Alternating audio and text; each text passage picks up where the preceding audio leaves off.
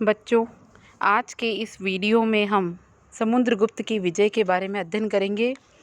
समुद्रगुप्त एक महान राजा है और उसे कई प्रकार की जो है उपाधियां मिली हुई है। आपके 10th बोर्ड के लिए ये समुद्रगुप्त जो है बहुत महत्वपूर्ण है। इस पर क्वेश्चन आपका बनेगा और हमें आपके 10th बोर्ड में जो है कुछ विशेषताओं पर ही इस पर बात की गई है। तो हम इसकी विशेष और ऑथेंटिक बातों के बारे में ही हम पढ़ेंगे, अध्ययन करेंगे। इसकी कुछ उपाधियां हैं, उसे आप याद करेंगे। तो शुरू करते हैं। सबसे पहले हम समुद्रगुप्त की विजय। इससे पूर्व आपको पता है कि समुद्रगुप्त जो है वो कौन है? चंद्रगुप्त प्रथम का बेटा। तो समुद्रगुप्त के बारे में हम पढ़ चुके हैं इससे पूर्व के वीडियो में। तो चंद्रगुप्त प्रथम के बेटे और लिच्छवी वंश की राजकुमारी कुमार देवी का बेटा चंद्रगुप्त प्रथम और कुमार देवी का बेटा समुद्रगुप्त है और खुद को जो है ये लिच्छवियों का दोहित्र कहता है। आइए पढ़ते हैं समुद्रगुप्त की क्या क्या विजय हैं। समुद्रगुप्त एक महान शासक, इसकी विशेषताएं देखिए। सबसे पहले एक महान शासक, सेनापति, कूटनीतिज्ञ, बहुआयामी प्रतिभा से युक्त यथार्थवाद व्यक्तित्व वाला व्यक्ति था। ठीक है, बहुआयामी प्रतिभा से युक्त था ये। उसके दरबार में कवि था जिसका नाम था हरिसेन। क्या नाम है? हरिसेन। महासंधि विग्रहिक हरिसेन की पुस्तक का नाम है प्रयाग प्रशस्ति। 1 नंबर का क्वेश्चन यहीं पर बनता है आपका कि प्रयाग प्रशस्ति के लेखक कौन है? तो हरिसेन, जो किसके दरबार में कवि था। अपने आश्रयदाता समुद्रगुप्त के पराक्रम, प्रयाग प्रशस्ति में किसका वर्णन है? समुद्रगुप्त के पराक्रम और दिग्विजय का। ठीक है, दिग्विजय का मतलब है चारों दिशाओं में इसने अपने विजय का झंडा लहराया था। तो इसकी विजय के बारे में, दिग्विजय के बारे में जो है वो प्रयाग प्रशस्ति में लिखने वाला है इसका दरबारी कवि हरिसेन। ठीक है, समुद्रगुप्त ने सर्वप्रथम आर्यावर्त अर्थात गंगा यमुना का दोआब पर सैनिक अभियान किया। गंगा और यमुना नदियों के बीच का जो रास्ता है वहाँ पर इसने सैनिक अभियान किया, जो 2 चरणों में पूरा हुआ। और उसके अलावा 9 राजाओं, रुद्रदेव, मत्तिल, नागदत्त, 9 राजा कौन कौन है इसके दरबार में? जिन 9 राजाओं को इसने हराया है। तो उनके 9 राजाओं के नाम सुनिए। रुद्रदेव, मत्तिल, नागदत्त, चंद्रवर्मन, गणपति, नागा, नागसेन, अच्युत, नदी और बलवर्मा। इनको इसने हराया है, 9 राजाओं को, जिन्होंने राज प्रसवोद्धरण की नीति के तहत साम्राज्य में मिला लिया। क्या मतलब होता है राज प्रसवोद्धरण की नीति का? यानी कि ये 9 राजा हार चुके हैं और इन्होंने इनके साथ ही जो है संधि कर ली है और इस राजा की विजय को मान लिया है। इसलिए राजा ने राज प्रसवोद्धरण की नीति के तहत यानी इनको इनके साम्राज्य वापस लौटा दिए। ये समुद्रगुप्त की नीति थी। समुद्रगुप्त ने दक्षिण के 12 राज्यों, अब दक्षिण के 12 राज्य कौन से हैं? कोशल, महाकांते, कोरल, कोट्ठुर, पिष्टपुर, एरनपल्ली, कांची, अवमुक्त, बेंगी, पल्लक, देवराष्ट्र, कुस्थलपुर आदि को हराया। तो समुद्रगुप्त ने दक्षिण के 12 राज्यों को हराया, लेकिन उसने उन्हें ग्रहण मोक्षानुग्रह की नीति, अर्थात ग्रहण मतलब शत्रु पर विजय यानी शत्रु पर अधिकार कर लिया। मोक्ष मतलब शत्रु को मुक्त करना और अनुग्रह मतलब राज्य को लौटाकर फिर से उन्हें मुक्त कर दिया। यानी ग्रहण मोक्षानुग्रह का मतलब यही है कि 12 राज्य दक्षिण के जो थे उन राजाओं को हराया और अपनी इस ग्रहण मोक्षानुग्रह की नीति के तहत अपने शत्रुओं पर विजय प्राप्त करी, शत्रुओं पर अधिकार कर लिया। मोक्ष का मतलब है अपने शत्रुओं को फ्री कर दिया और अनुग्रह का मतलब है उनको उनके राज्य वापस लौटा दिए। तो 2 प्रकार की नीतियों का आप ध्यान रखना। वे जानता था कि इन दूरस्थ भागों पर प्रत्यक्ष शासन असंभव है, तो मुश्किल अवश्य था। असंभव नहीं लेकिन मुश्किल अवश्य था। अतः उसने ग्रहण मोक्षानुग्रह की व्यवहारिक नीति का अवलंबन किया, यानी उनको उन पर अधिकार करके, उनको माफ़ करके उनको उनके राज्य वापस से लौटा दिए। तो ये व्यवहारिक नीति समुद्रगुप्त ने अपनाई।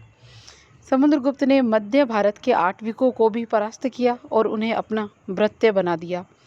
सीमांत प्रदेशों के राजतंत्रात्मक और गणतंत्रात्मक राज्यों में भी भयभीत होकर समुद्रगुप्त के तहत अधीनता स्वीकार कर ली, जिनमें उत्तर पूर्व भारत के समुद्र तट ड्वाक, कामरूप कहते हैं हम असम को, असम का पुराना नाम है, नेपाल, कर्तपुर, पश्चिमी भारत के 9 गणतंत्र राज्य आमेर, अर्जुनैन, मालव, योद्धे, मद्रक, प्राजुन, सनकानिक, काक और खरपरिक थे। इनके साथ सर्वदानाज्ञाकरण और प्राणायाम की नीति का अवलंबन किया। सर्वदानाज्ञाकरण और प्राणायाम की नीति का अवलंबन किया समुद्रगुप्त ने। तो आपने देखा कि 9 गणतंत्र राज्य जो थे वो भी इसके अधीन थे। और इसके बाद देवपुत्र शाही, शाहानुशाही, शक, मुरंड तथा सिंघल आदि विदेश शासकों ने समुद्रगुप्त से भयभीत होकर उसे मैत्री याचना की, यानी दोस्ती की भीख मांगी, याचना की। इनके साथ आत्मनिवेदन, कन्योपायन, गुरुत मंदकित, स्वय विषय, भुक्ति, शासन याचना की नीति का अनुसरण किया। इस प्रकार समुद्रगुप्त ने स्वयं के बहुत बड़े भाग को अपने अधीन कर एकता के सूत्र में बांधा और उससे कहीं अधिक भूभाग पर उसका लोहा माना जाता था, जो उसकी यथार्थवादी नीति का प्रतीक था। यानी समुद्रगुप्त की नीति कौन सी थी? यथार्थवादी नीति। ठीक है। स्मिथ जो है, ये आपका क्वेश्चन आ गया है। स्मिथ ने, यानी किसने समुद्रगुप्त को उसकी बहादुरी और युद्ध कौशल के कारण भारत का नेपोलियन कहा? तो क्वेश्चन यही है, भारत का नेपोलियन किसे कहा जाता है? तो समुद्रगुप्त को। कहने वाला कौन है? तो स्मिथ। आप याद रखेंगे इसे। इसके बाद आता है इसी का बेटा चंद्रगुप्त द्वितीय। तो हम चंद्रगुप्त द्वितीय के बारे में अध्ययन करेंगे। चंद्रगुप्त द्वितीय, जिसका समय है 375 ईस्वी से 412 ईस्वी तक। 375 ईस्वी से 412 ईस्वी तक का समय है। समस्त गुप्त राजाओं में समुद्रगुप्त का पुत्र चंद्रगुप्त द्वितीय सर्वाधिक शौर्य और वीरोचित गुणों से संपन्न था। चंद्रगुप्त द्वितीय ने अपनी पुत्री प्रभावती का विवाह, यानी इसकी जो बेटी हुई थी उसका विवाह इसने वाकाटकों के राजा, वाकाटक नरेश हैं, उसके राजा रुद्रसेन द्वितीय से करवाया। ठीक है, फिर से बोल रही हूँ। चंद्रगुप्त द्वितीय ने अपनी पुत्री प्रभावती थी इसकी पुत्री, उसका विवाह वाकाटकों के राजा रुद्रसेन द्वितीय से करवा दिया। रुद्रसेन की मृत्यु के बाद, रुद्रसेन मर गया और उसकी मृत्यु के बाद चंद्रगुप्त ने अप्रत्यक्ष रूप से वाकाटक राज्य को अपने राज्य में मिलाकर उज्जैन को अपनी दूसरी राजधानी बनाया। समझ में आया कि इसकी बेटी की शादी वाकाटकों के राजा रुद्रसेन से करी थी, लेकिन रुद्रसेन की मृत्यु हो गई, वो भी इकलौता ही था। तो रुद्रसेन की मृत्यु होने के बाद चंद्रगुप्त ने जो है अपने बेटी के ससुराल को अपने राज्य में मिला लिया और उज्जैन को अपनी दूसरी राजधानी बनाया। इसके समय एक चीनी यात्री आया है जो कि आपको याद रखना है। चीनी यात्री का नाम है फायान। तो इसके समय, चंद्रगुप्त द्वितीय के समय कौन चीनी यात्री आया? फायान आया। चंद्रगुप्त के काल में भारत आया था और इसके दरबारी कवि जो थे वो थे कालिदास, आप जानते ही हैं, और अमर सिंह। कालिदास और अमर सिंह जैसे विद्वान इसके दरबार में रहते थे। शकों को पराजित करने की स्मृति में चंद्रगुप्त द्वितीय ने चांदी के सिक्के जारी किए थे। शक जाति के लोग हैं, उनको हराया था इसने, और उनको हराने की खुशी में ही इसने चांदी के विशेष सिक्के जारी किए और इसको शकादित्य भी कहा गया। चंद्रगुप्त द्वितीय ने सर्वप्रथम वैवाहिक संबंधों द्वारा अपनी स्थिति सुदृढ़ की और उसने नागवंश के कुबेर नागा और वाकाटक वंश के रुद्रसेन द्वितीय से अपनी पुत्री प्रभावती का विवाह किया था। तो वैवाहिक संबंधों के द्वारा इसने नागवंश के कुबेर नागा और वाकाटक वंश के रुद्रसेन द्वितीय से अपनी पुत्री प्रभावती का विवाह किया। इन्होंने प्रभावशाली शासकों की मित्रता और संरक्षण प्राप्त हो गया। चंद्रगुप्त द्वितीय ने गुप्त साम्राज्य को अरब सागर तक पहुंचा दिया था और सौराष्ट्र प्रायद्वीप को विजित किया। सौराष्ट्र मतलब गुजरात, और अरब सागर आपको पता है दक्षिण में है। तो दक्षिण पश्चिम दिशाओं में इसने अपनी जीत का झंडा लहराया। उसने पश्चिम भारत के शकों को पराजित किया और शक शासक रुद्रसेन तृतीय को भी इसने युद्ध में हराया। शकों का राजा है रुद्रसेन तृतीय, तो शकों को हराया, रुद्रसेन तृतीय को हराया। इससे गुजरात, मालवा और काठियावाड़ आपका गुजरात में ही है, गुप्त साम्राज्य के अंग बन गए इसको शासक रुद्रसेन तृतीय को हराने के बाद। हूणों की सक्रियता को देखते हुए उसने उत्तर पश्चिम के गणराज्यों का विलय कर लिया। इसके बाद आपका क्वेश्चन बनता है मेहरौली अभिलेख में क्या लिखा हुआ है। तो मेहरौली अभिलेख में लिखा है कि चंद्रगुप्त जो था द्वितीय, उसने पश्चिम बाहलिक यानी बैक्टीरिया में पूर्व में बंगाल तक अपनी सत्ता का विस्तार किया और उज्जैन को उसने अपनी दूसरी राजधानी बनाने से राज्य के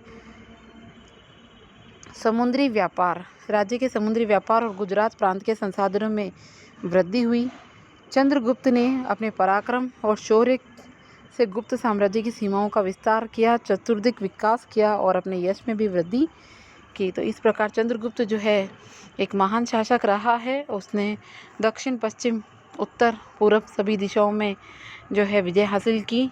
सर्वाधिक शौर्य और पराक्रमी वीरोचित गुणों वाला राजा था ये, और इसने वैवाहिक संबंधों के द्वारा अपने साम्राज्य का विस्तार भी किया। ठीक है, इसके बाद आपका आता है चंद्रगुप्त का ही पुत्र कुमारगुप्त प्रथम। तो देखिए कुमारगुप्त प्रथम के बारे में पढ़ते हैं। 412 से 455।